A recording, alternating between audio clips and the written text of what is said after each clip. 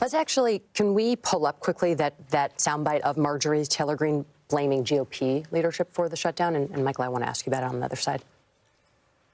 I'm not putting the blame on the president. I'm actually putting the blame on the speaker and Leader Thune in the Senate. This should not be happening.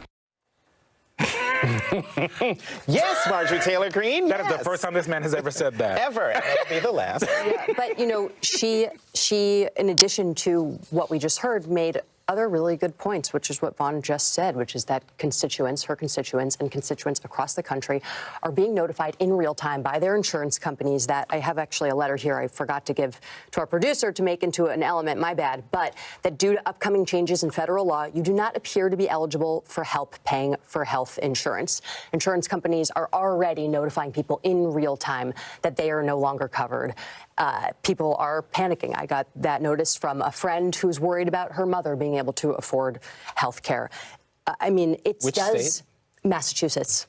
It does seem like the conversation has shifted already from the beginning of the shutdown to where we are now. Republicans are agreeing that something needs to be done about health care. It just is the matter of timing. I mean, what do you, when you're reading between the lines, where do you think this is headed? Well, one thing on the Marjorie Taylor Greene point I want to make, it wasn't just her constituents she was saying would increase her health care. Her kids. Like, she's presenting this as also a personal situation for her, and that could be one of the reasons why she's going to bat for it. But you bring up a good question, sort of like, who it's a standoff, who's going to blink first? The question that I'm going to be asking all Democrats next week that I'm curious about is, we're seeing pain being inflicted on the American people right now through the shutdown. There are the rifts.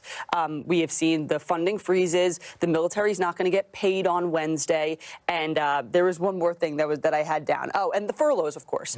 That's a lot in one bucket. The other bucket is the fact that millions of Americans are going to see their health care premiums skyrocket if these Obamacare subsidies aren't extended. The question is the pain that could potentially be inflicted by the Obamacare subsidies lapsing, do they see that as greater than the pain being inflicted by the impacts of the shutdown?